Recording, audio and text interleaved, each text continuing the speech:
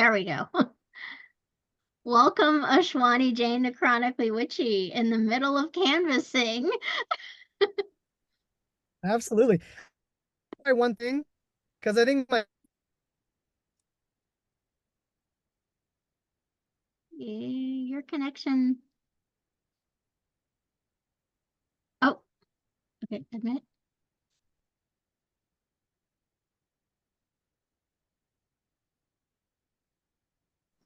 Why there's wonky cell areas. Yeah. All right. There we go. There we go. Hi. Hello there. How are you? Nice to meet you. Nice to meet you as well. All right. Canvassing going all right? Yeah, canvassing is going really well. We're in Hagerstown today, so we had a couple of good meetings, and it's been fun. So no complaints. Amazing. That's awesome. All right. How about you? How's your day been? Pretty good. Good. Despite everything, it's pretty good. So we're just restarting the podcast. This is our first time back at it. I think it has been a year and a half now, at least, right, Caroline? Yeah, we took a year and a half long break. That's a lot. Yeah. So Caroline had the great idea to start with interviews, and obviously you were a great first one up. So I am so glad to have you on. Thank you for making time for this. No, of course. Thanks again. Seriously, thanks so much for the opportunity. Now I'm in Carroll County. Got it. I'm very close to the Frederick County line. Like I could walk to the Frederick County line from where I am. I grew up in Frederick County. I went to school with Caroline. Nice. But I wrote down 6 questions that are kind of like really basic things because, like, okay, well, first, I have chronic illnesses. My brain is just squashed most of the time. But I know for a lot of people, like going into elections now, they're like, okay, what do I need to remember about this? So, like, what even is the government's functions or anything? So, starting with things like, what would be your responsibilities as the congressman? Yeah, absolutely. And do you want me just to kind of get into it now? Yeah, everything. That would be wonderful. All right, yeah, and we'll just have a conversation. But I guess really the main duties of a member of Congress are a couple things, right? One is to help pass or fight for legislation on issues that your residents are actually asking for and needing. So that's one. The second thing is, even outside of getting legislation passed, it's fighting for federal funding for your district. So there's already money in the federal budget, and every member of Congress fights for that money to be allocated to support their residents. So it's being that advocate and fighting for that existing resource. And then it's also holding the federal government accountable. So understanding, how different federal agencies work, how they interact with each other, what goes on behind the scenes, how do you move those levers of government and in these large bureaucracies to actually, again, bring those resources, those regulations in a smart way, and again, support your residents.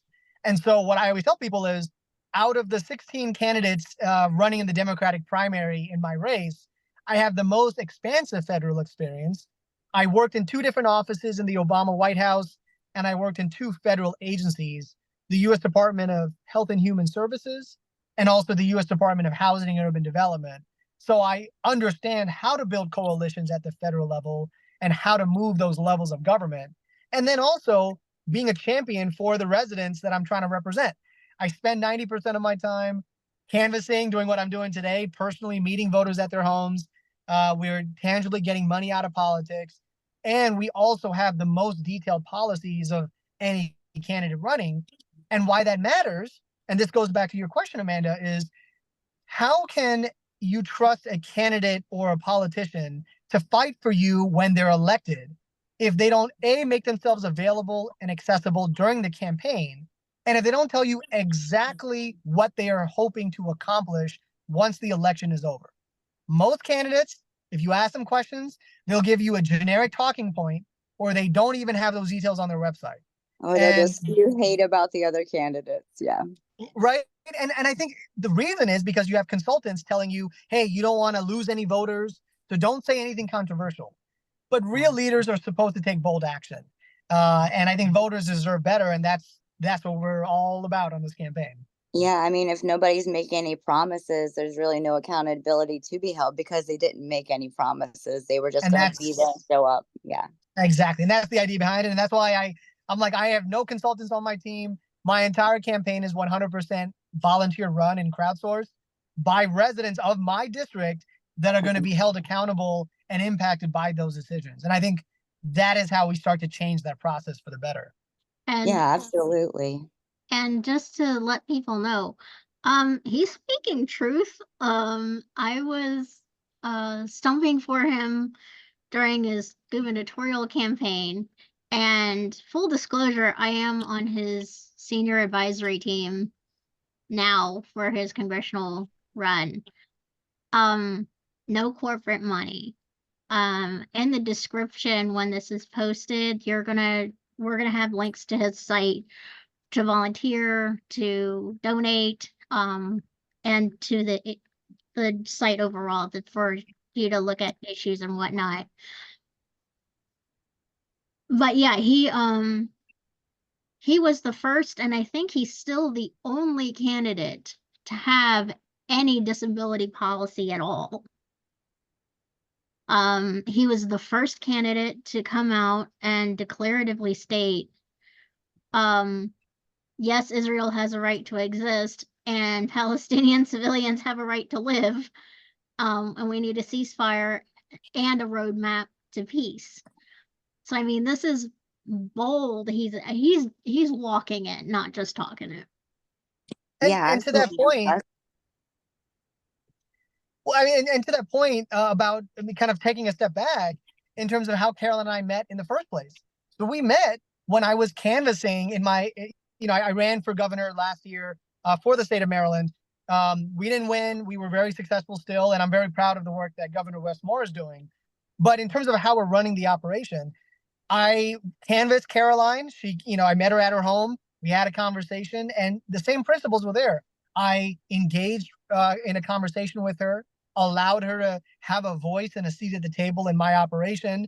And there's no favors, there's no quid pro quo. It is really genuinely, I as a candidate am trying to be a partner with the residents that I'm hoping to represent.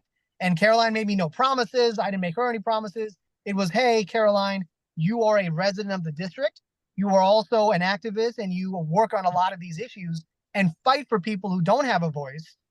I just want to be here to listen and learn from you and give you a seat at the table.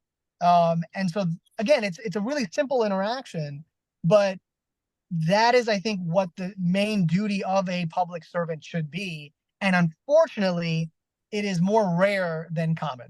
And that's one of the things we're trying to change on this campaign. Yeah, it's like building an actual community or something and taking people's needs into consideration is actually nice or something. It's Crazy, right? the right Crazy. thing to do. Yeah. So that's awesome. Like I was on the website and I looked at everything, like amazing, like backgrounds, everything. You've been through so much. You've done so many things with awesome people. Now, for everything that you're proposing to do, what are the main proposals or plans that you have for if you're elected? Yeah, so I'm going to give you two answers, right? One is, and they're both sincere, both genuine, but one's going to sound like a politician-y answer. I don't intend it to be, but I'm going to give you that answer, and then I'll kind of give in some details as well. But it does frustrate me when candidates or politicians just only say they're going to do two or three things. Because the reality is, as a legislator, it is my job to tackle many issues at the same time, to multitask.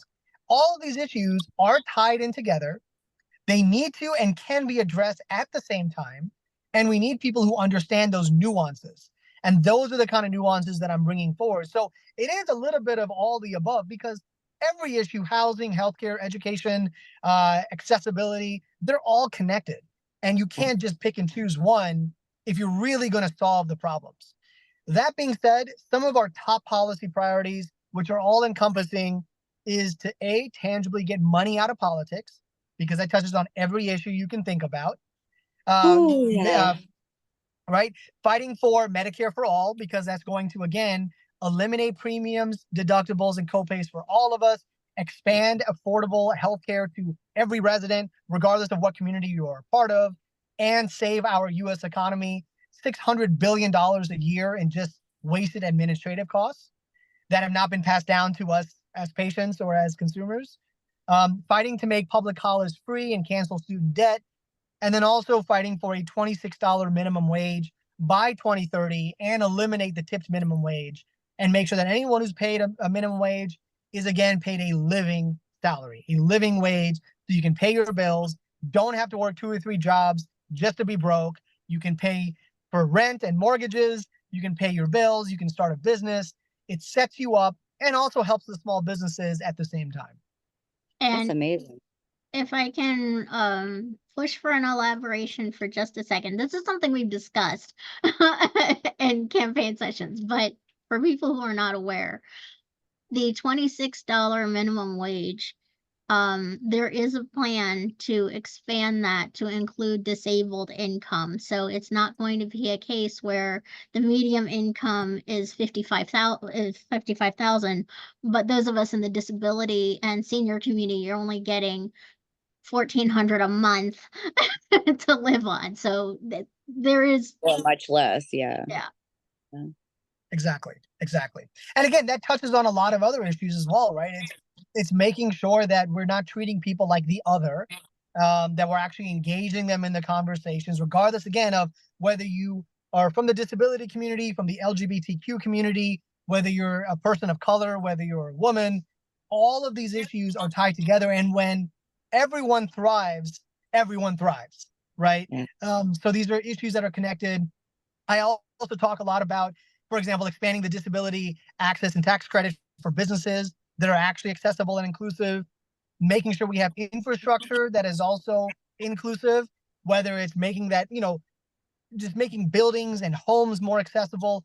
There's a lot of things that we can currently do with our housing policies and regulations, with our infrastructure, with our wage policies and labor rights and collective bargaining rights. All these issues, I know I'm mentioning a lot, but they're all tied together. They need to be addressed at the same time. And they really go beyond just putting a Band-Aid on these issues, but getting to the root causes and actually bringing sustainable change. That would be great. Yeah.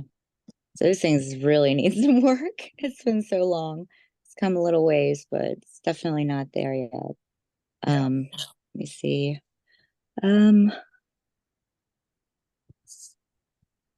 Go back just a piece. Which counties are in the 6th district? Yes, great question. So this is Maryland's 6th congressional district. It covers 4.5 counties.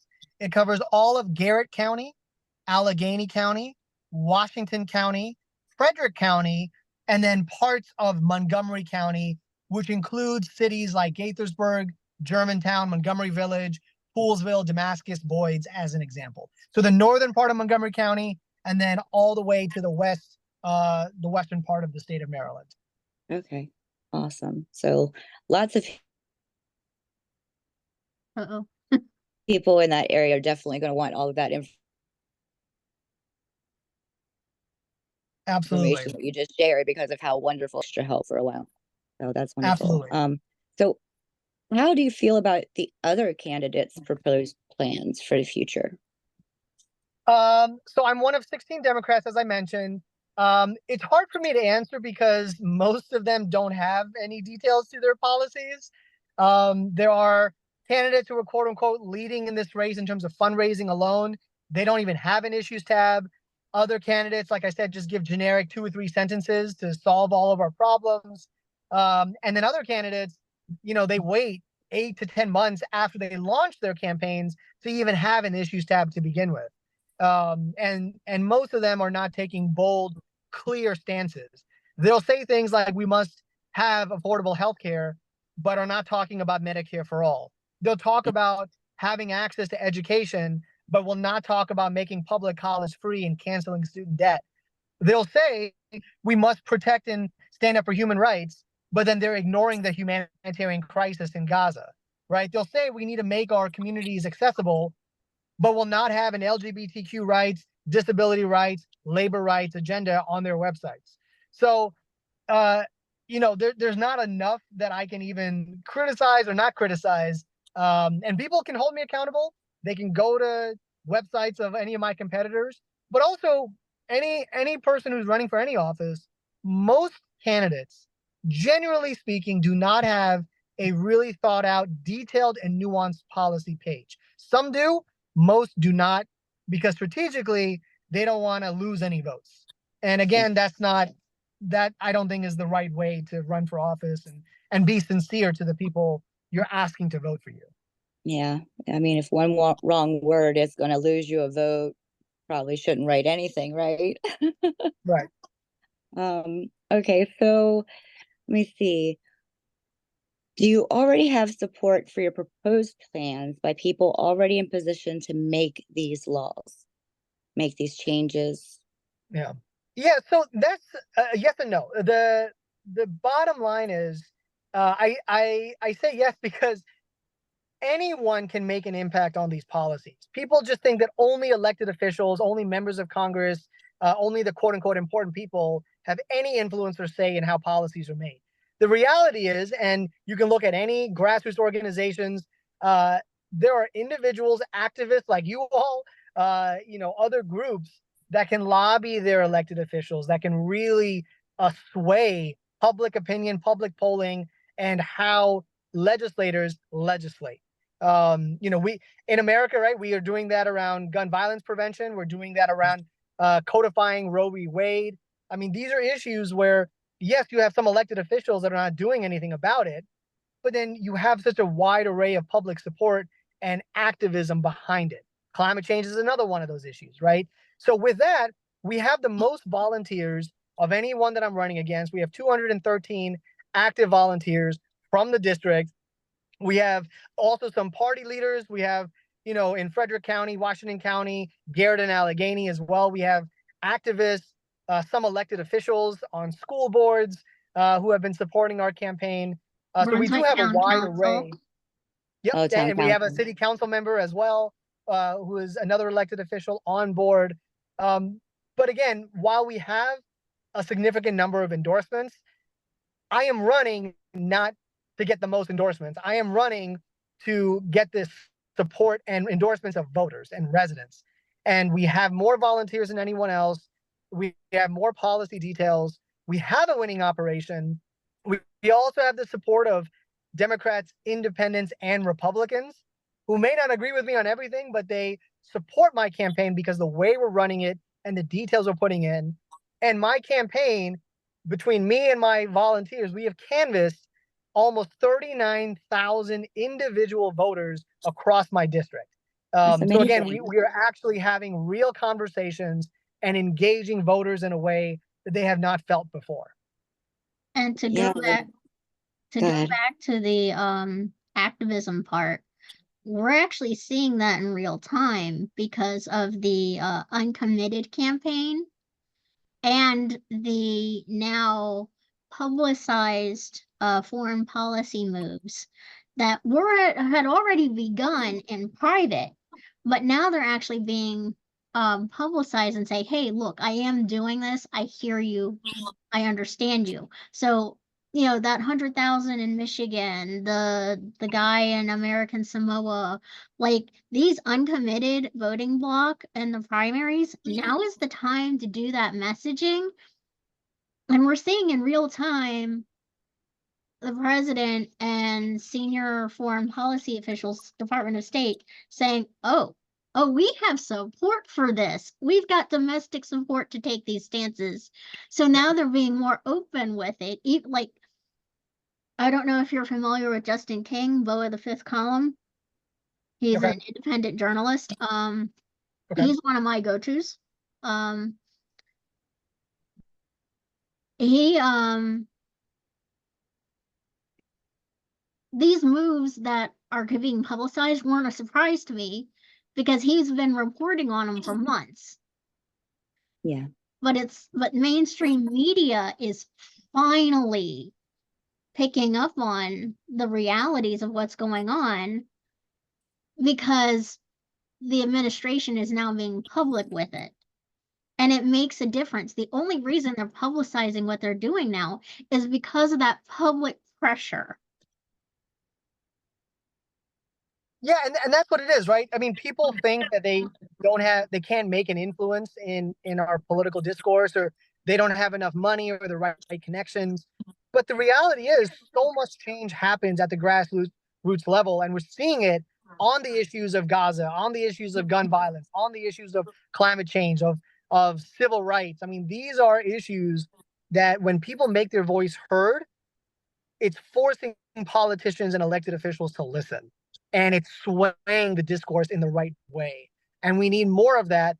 And I, as a candidate, I've been committed to not just giving lip service to these communities when it's the right thing to do, but actually standing up for them, backing it up with policies, backing it up with verbal statements and support, bringing it up at every event and debate that I go to, and being very clear on where I stand on these issues. That's definitely needed. You have to be able to say, you know, where you stand with it. And that's like amazing to be able to. Oh, sorry, my brain is a little bit Yeah, No, Amanda. you're good. You're good. one of those days. It's like I was following around. Yeah, Stop. he's used to it, Amanda. He's been I working with figured me you for a would. few I was months like, now. I am with you 100%. But Goblin in my brain just went, there's butterflies somewhere. Let's go find them. So, No, you're doing great. You're doing great. I appreciate it. yeah. And like, I only had a few questions written down.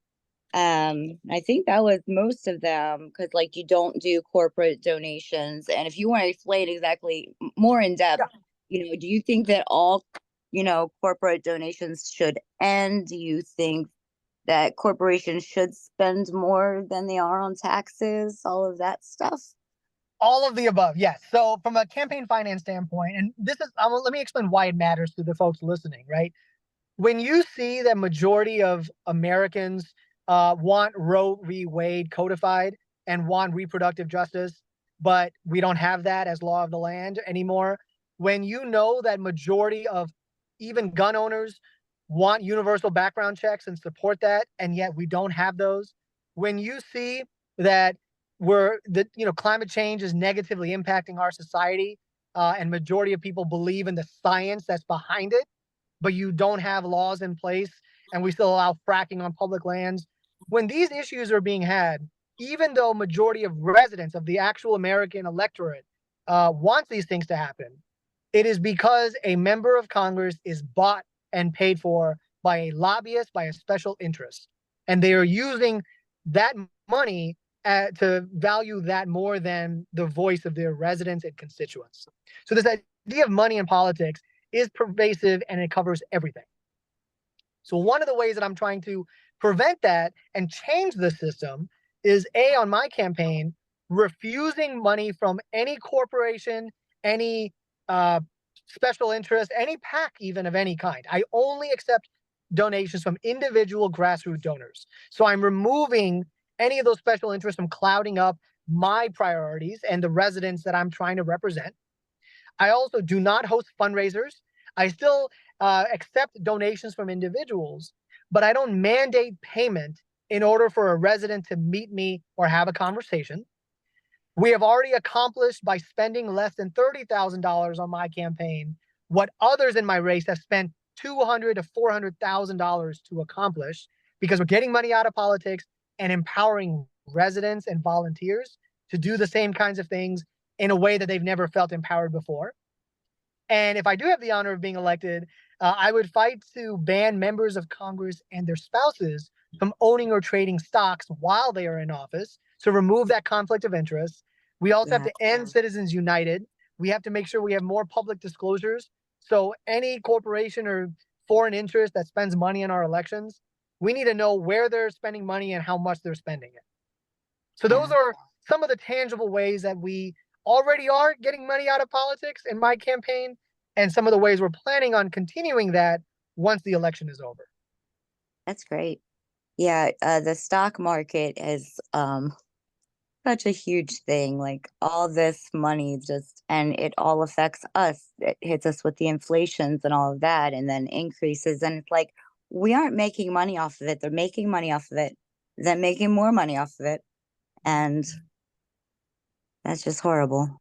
I mean, even look at something like Medicare for All, right? When you have members of Congress that have stocks in pharmaceutical companies and they get paid and have these buyouts and dividends when the cost of prescription drugs go up, but their residents are saying we need costs to go down, that's not a coincidence, right? Yeah, and they're And like, again, yeah, it goes back to this corruption that we need to get rid of, but in a tangible way, right? Not just as a talking point, but how you run a campaign is going to dictate how you're going to lead. And so look at any candidate that you support and see how are they raising money? Where's their money coming from? And even on my campaign, for example, we also disclose how we're spending every dollar. People can go to janeforcongress.com. We have an endorsements tab. If you click on that, I walk through point by point, not only how we're going to win, but I walk through how our money is spent and where that money goes to. And you can also see where all of our donations come from. So I don't having that think public anybody else would, disclosure, it I doubt matters. anybody else would even consider having that tab at all, let alone. Sorry, I just Yeah. think that's adorable. It's amazing that you would do that. Sorry. That's Well, thank you. cool. No, it matters. It matters. And voters deserve better. Yeah. Yeah, I think that, if more people would actually make the promises, like you said, that we would be able to hold them more accountable. It's like there's so many laws that feel like they have loopholes just written right into them when it gets to Mm-hmm. that last phase of everything that just Yeah. screws over the citizens and makes things easier on the people who make the money. Yep. Oh, yeah.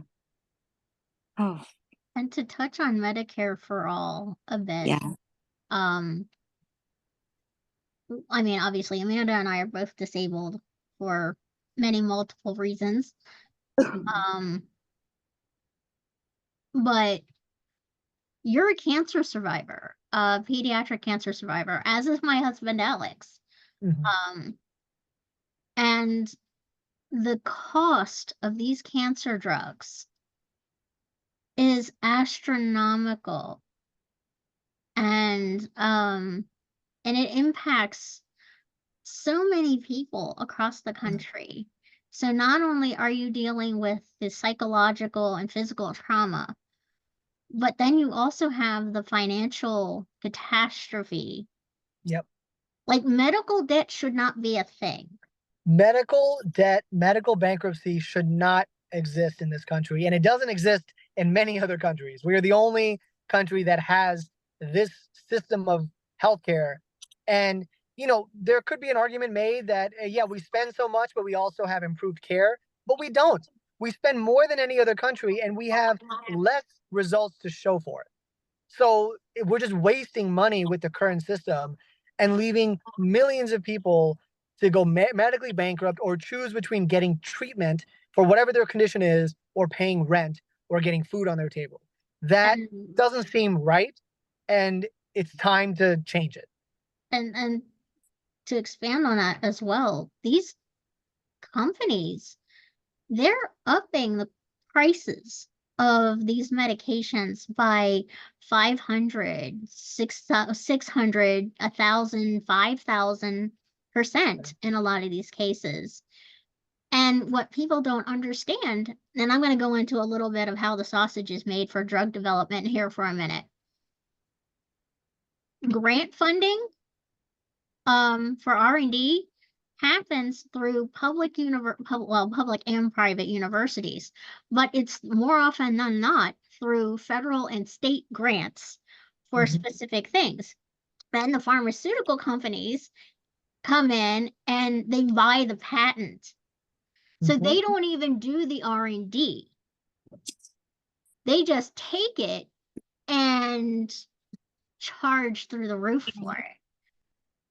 So that's another reason, and don't even get me started on pharmacy benefits managers. But I mean, this is like these drug companies, their R&D excuse, no, it's advertising. It's not R&D because college students, graduate students, they're the ones doing the R&D, not these companies. So, I mean, that's just another thing for Medicare for All is Yeah. it's price gouging on things that they didn't even spend the money on to develop. Hmm. Is Maryland one of the states where the medical debt from a parent can go to their child after they pass? Only if the child signs on Is there's that the power of attorney thing? no, it's not the power of attorney. It's the financial responsibility paperwork. Okay. If the child's name is on that as a responsible party, that's how it's passed on. If the only name on that paper is the patient, then the debt dies with them. Okay. I just know that there's certain states where it's like it doesn't matter that just, and I'm like, how is that a thing? Yeah. How? Like generational debt wasn't bad enough before medical stuff got like absolutely insane with the for-profit stuff. Right. That's because none of it's cheap. Yep. Yeah, I I can't imagine holding that debt. Oh, Mhm. So, so as far as Medicare for All, you do have some allies already in Congress Yep. for that. Yep. And there are actual conservatives still in the GOP. There's not many of them. A lot of them have decided to retire. Um, but of the few actual reasonable conservatives already there, a lot of them can be swayed to sign on to, if not Medicare for All, at least a stepping stone. And, what are Yeah. your plans on? Because I'm manifesting that you're going to be my next congressman. So, I mean, There you go. on the assumption that January 3rd of 2025, you're sworn in, what's your approach on reaching across the aisle and getting this started, even if it's like a public option stepping stone? Yeah. Yeah. I mean, again, we're already doing it on this campaign. The fact that I already have the support of some independents and Republicans in this district, who again can't even vote for me in the primary, but are supporting us.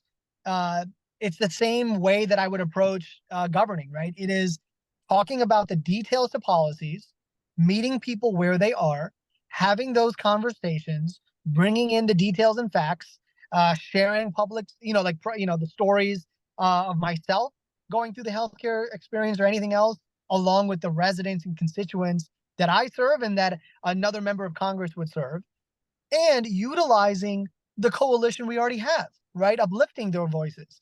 Just in the last couple of years, there's more public support from legislators, Congress members, governors, state delegations, and residents for Medicare for All. So the tide has also shifted in the positive direction, which makes it a lot easier to get some of these things passed and pushed for. Now, yes, it would also help if we change and have Democrats leading the majority in Congress, so electing more Democrats up and down the ballot. Keeping the White House Democratic would also make a big difference. So elections matter, regardless of how we feel about certain individuals. Look at what more good can be done with a certain party in office versus not, and then using those levels of government and levers of government to uphold existing regulations and again kind of close some of those gaps before, during, and even after a legislation is passed. Wonderful. And then, unfortunately, it didn't get anywhere because of the current political climate. But I was very happy to see Matt Gaetz and AOC working together to try and get the Stock Act, which is what you want to do, which is to, Yep. but it got defanged and then it didn't go anywhere. So I would like to see more of that.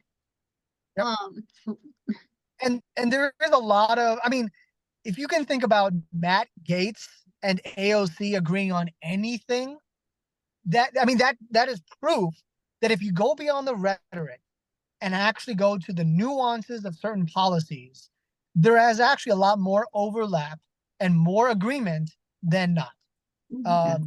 And so it's about how we frame issues as well. For example, when I talk about a $26 minimum wage, I don't talk about it as just it's the right thing to do. I talk about it from a business lens. This is a pro-business policy. Medicare for all, free public college, increasing the federal minimum salary for teachers to $60,000 a year, making sure we have affordable housing. These are all pro-economic, fiscally responsible laws and actions that we can pursue, because when residents are invested in, when they are taken care of, they become more loyal and more productive to a business. Businesses right now are already suffering because when middle and low income folks do not have enough money to pay their bills and they go on welfare programs, it increases the tax burden on the rest of us and it hurts the local economies. So all these issues are tied together, but it goes back to how we're framing. That's the bottom line of what I was trying to say, is how we frame the conversation also goes a long way. And that's what I'm trying to do on the campaign. And again, I think that's why we have such a broad coalition of support.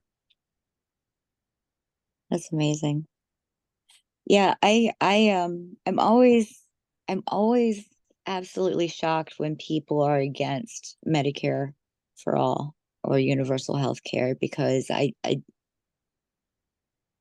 they're just, I guess, thinking they're going to be blessed with good health forever, or they've never seen a sick person in their life, or never have ever been around any of it, and they could not imagine. And it's like, bless your heart, really, bless your heart. Well, also, I think it's the framing, right? Again, it goes back to framing, because the other side, the Republican Party, is very good at messaging and framing. This is going to kill your grandma. This is going to be a government takeover, and you're going to have all your individual freedoms taken away. It's a Republican talking point that is factually inaccurate, but they're very good at messaging. And Democrats, we tend to just say it's the morally right thing to do, and just end it at that. While that is a factually accurate statement, the way you win over the other side and build those coalitions and get things passed is to reframe it as, not only is it the right thing to do, it makes economic and business sense as well. When you shift that is what then connects with people saying, oh yeah, I agree with that. Now that makes sense. And it almost feels like it pulls the stigma away from sickness. Like, you can't just look at disabilities like, something you just need to avoid for the rest of your life, like it's the worst thing in the world. No, that's just not how it is. Yep. And it's having champions. It's having champions like you all, for example, vocalize those issues and show that, no, we are members of the community and we're not just some fringe individual group that live in some corner of society. Like, we're active contributing members of our society. And we would do more if we could. Really, we would. Right. But we are no different, right? In that sense, we are the same. We have different experiences, but we are all part of the community. And that's where, again, the activism comes in, right? Having champions like you all, activists like you all, and then candidates running on these issues, it normalizes some of the conversations as well, which helps. Yeah. I'm grateful that you're able to join us, because this has been amazing. Like, I wasn't sure how it was going to go, our first podcast back, but I feel amazing. So, well, I appreciate that. No, I mean, again, right? It's having these kind of conversations that is going to slowly get us a step forward to the progress that we want, right? I mean, it's not rocket science. It's not complicated. It's just having the research done and backing it up with the work and having conversations and elevating the voices of people who have already been doing a lot of these efforts and work. And we already know solutions to most of the problems in our society. We just fail to have political will to back it up. Yeah.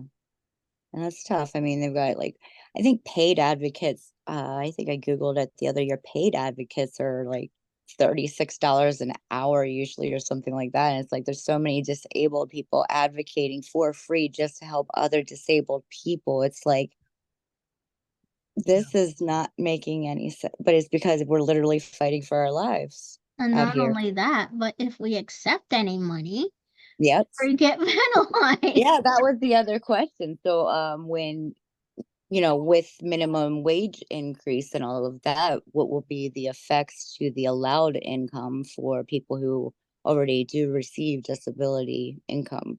So I think that, what is the current amount in Maryland? It's 1,000, I think. I think it was 1,000 or somewhere around there. Yeah, and that's where Carolyn and I are working together to kind of make sure that it doesn't disrupt anything and you're not getting penalized for trying to work more, trying to get healthier, whatever the case may be. And again, it goes back to how you run a campaign if you are trying to be a legislator working on these policies. Most other candidates, at least in my race, and I know a lot of other races, won't have those nuances because they're only talking to consultants who only look at the polling data, which is already skewed to begin with. I decided, let me skip all that and go direct to the source and have community members that come from all walks of life engaging with me directly on all those policies. Yes, there's a lot that goes into it. Yes, it's much harder work. But if you do that on the front end, it will make it much easier when it gets time to actually pass those laws, advocate for those bills, or fight for those regulations. And while I may not be an expert on everything, I have built a community that represents all of our constituents and has a direct line of access to me without paying money or having the right connection or lobbying me, right? Yeah. And that again is the whole mentality of why we keep having the same problems over and over again with the same people in every election cycle. If you want to break that cycle, then think outside the box and support candidates who are actually fighting against the status quo. Yeah. I mean, you're already showing what consistency without the corporate funds can get you. So, I mean, I think you're doing great so far, considering. I really do. Like she said, she's manifesting it. I will as well. All the blessings to you, because this is going to be amazing. If you want to remind everybody when the elections are, that would be wonderful. Yes. So May 14th is the Maryland primary. This is for any race that's on the ballot, but yeah, May 14th. And people can go to janeforcongress.com to hold me accountable, learn about my background, learn about every policy that I'm proposing. So I'm not just talking out of my mouth or giving you lip service or saying one thing behind one closed door and a whole different thing against another closed door. I keep consistent and transparent. We also have on there my expense chart, how we're going to actually win because we have a winning campaign, and ways to get involved. So if you want to volunteer virtually or in person, if you want to help get the word out, spread the word on social media, donate a small dollar amount, as low as $10, help us in any way, or get a free yard sign. All of that can be done on the website. And the final thing that's on my website is a way to get a hold of me. Anyone who reaches out to me on social media at Jane for Congress or on the website, they will get a direct response from me, not one of my team members. You don't have to go through a lot of different steps. I make myself available and accessible. And that's what I'm committed to doing, and we've already done it. And so I will continue to do that moving forward as well. That's amazing. Yeah, being there for the community. I can confirm I have his cell phone number. and it was before I joined his campaign. So. You're like, is he serious? Handing out his actual cell phone number? Yeah. Well, that's the thing. People ask me sometimes like, oh, that's not realistic, or how are you going to find the time? A candidate's time is one of the most valuable things, but most candidates do the same thing that I just offered, but they only do it for the quote unquote big shots, important people, or big donors. It's the same time, but I just diverted that. I'm not giving special attention to the big donors and stuff. I'm spending that same amount of time, but refocusing it on residents and volunteers and voters, the actual people, again, that I am caring about and trying to represent. So the time is already there. Every candidate has the same time. It's just how you prioritize. And my priority is, again, the residents, the activists, the individual voters, not any sort of corporate or special interests. And that's the priceless part of it. That's why corporations could never touch that with anything, I'm sure. Yeah. Or these they hate me. Yeah, they hate me. I settled early on getting the hate from corporations, lobbyists, you know, even some PACs and organizations, because I'm like, I'm not going to take your money, and I'm going to be really clear with the priorities I have, because my priorities were written between me and residents, no one else. Yeah. And so they don't like that, but at the same time, we're doing a lot of good work, and we can win this. But we just need more support and more help. But we have a winning operation, and again, those details are all on the website as well, janeforcongress.com. And I will say that, like, Amanda, you know up here really well. My mom's family from there. Yeah. Um, there are a lot of Jane signs in deep red Garrett County. I love to hear that. I really And do. yeah, including on some of the previously more boisterous now have Jane signs in their vicinity. That's really good. So it's real. It's very much real. And we show up. I show up in all parts of my county. Again, actually going door to door, meeting residents where they are, and it makes a big difference. And not forgetting about any resident just because of where they live. A lot of Democrats don't spend time in the red counties of my district because it's a red county. But I'm like, well, A, there are still Democrats there who care about it, and B, if you Just win, love humans. if you win red or blue, there's still going to be constituents that you have to serve. And so you can't just avoid certain parts of this district because you don't like them, or because they don't like you. That mentality is why we get into the mess that we're into. Yeah. Yeah. I'm often reminded that like good and bad and things like that come from like the Bible, and like that whole religious thing is like I had to step back from the good and bad. So, Yeah, it's just everything is it's as different. easy as that. It's a different perspective. It's different lived experiences. It's different information. But when you actually have those conversations, um, red, independent, blue, however you want to name it, there's a lot more common. Now, yes, there are some big differences and values that we cannot overlook. But beyond those, there are a lot of overlaps and similarities. Even if you look at some of the MAGA folks, right? Their whole thing is government doesn't work for us, money corrupts the process, no one cares about me. Who's in power?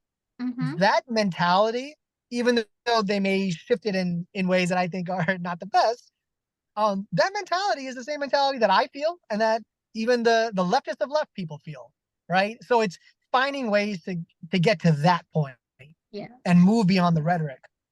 And the biggest thing that I've witnessed, at least with MAGAs, is that they've been horribly manipulated.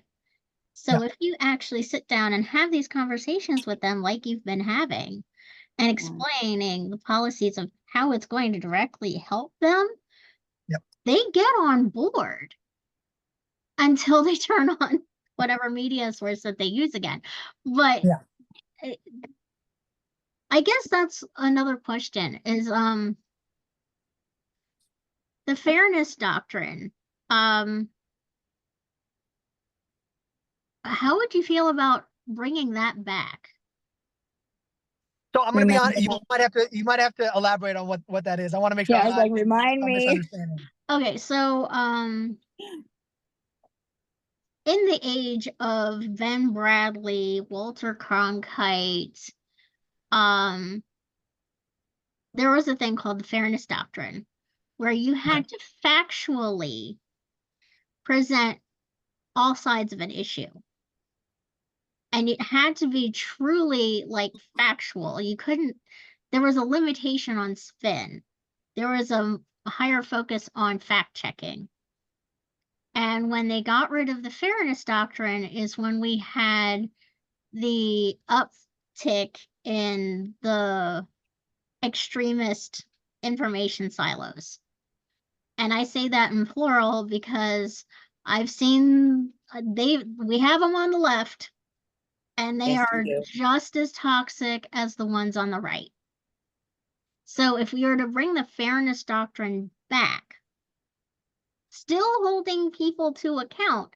Because if you remember reading about Frost versus Nixon, Frost held Nixon to account in that interview. Yeah.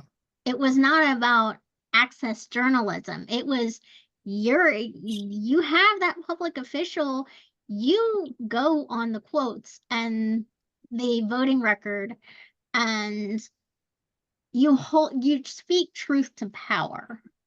And you know what? I obviously support that, because we need more accountability. We need more truth seekers and truth finders. We need to hold people accountable to what they are saying.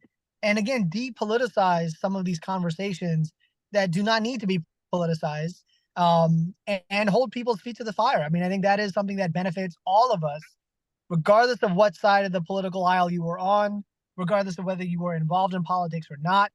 In fact, I think that's another way to get more people engaged in the political process, because they'll have trust and more faith that people will be called out for their nonsense if they have it, that facts will be backed up by science and reports and everything else that comes with it, and that you won't be deceived or lied to, right? So yeah, I mean, I think that's a no-brainer, but it also demands greater accountability from reporters, right? Reporters do a great justice to this society, but sometimes they're not given the platform, they're not given enough respect, or they're looking at more clicks than actual reporting.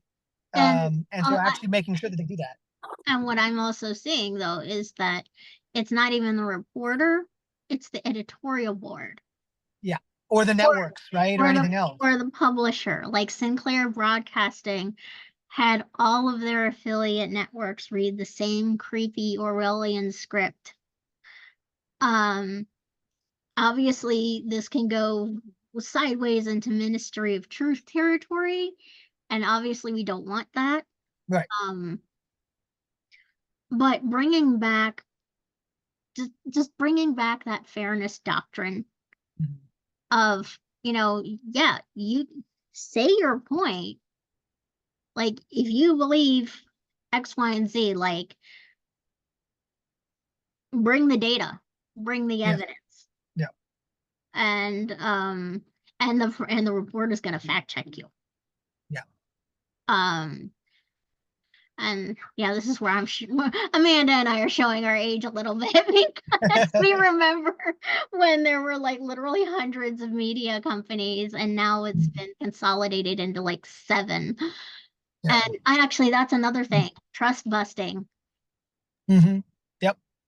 Monopoly busting. Yeah. I mean, we can't have these monopolies and conglomerates who are just, I mean, again, right, it goes back to accountability, accessibility, transparency, and also that's against the capitalistic marketplace that we have, right? We need more competition. We need smart regulations. It's there's a lot of inconsistencies with how we operate as a society, and we gotta fix those. Yeah. better regulations. Yeah. Yeah. Common sense regulations. Like, Yeah. holy crap, you have regulation A over here, which, okay, that makes sense. But over here, you have regulation B, which completely undermines regulation A. And it's like, that's a no-win. Like, we need actual, like, can we take a scalpel, please? And just Like way bigger environmental impact fees to these corporations. Like they should be forced to be cleaning up the absolute mess and destruction that they're making. and paying for the medical expenses of all of their victims. Yep. Yeah. Yeah. So yeah, thank you very much. Yeah. No, thank you both so much for restarting the podcast, for having me on as your first guest. It means a lot. Caroline, obviously, I appreciate everything that you do. And Amanda, I'm so happy to finally meet you or connect. Same here. Also, great Game of Thrones beanie. I like it. I Thank approve. you. Thank you. Yeah, I had to bring the dog out. All right, so I'm gonna forward the town hall email to Amanda so she can join us. Yeah, we'd Yeah, love to I'm have gonna you. try and join tonight. Yeah. So, Amanda, that'll be in your email. And Ashwani, once I have everything compressed and everything, Yeah. I'll either email it or put it in a drive. Okay. So for you to access it that way, it can be clipped and Perfect. however, and then it will be uploaded to our it's going to be uploaded and available on all podcast platforms. I'm going to upload it tonight, so it'll be available tomorrow. Awesome. Also, we Chronically Witchy now has a YouTube page and channel. Nice. So the video will be completely uncut, unedited, uploaded to YouTube. Awesome. I'm excited then. Yeah. I'll give it a share as well. Yep. So thank you so Awesome. much. And once you clinch the primary, again, I'm manifesting this. Once you clinch a primary, we're gonna have you back on. Absolutely. please. We've Because of I the want already you back general, discussed on. it. We've because already general talked election about mode. There you go. I love it. So Well, thank you again, both, and have a good rest of your day in the meantime. And then I'll Yeah. see you at the Okay. town hall tonight. it. Yeah, All right. Drive safely, okay?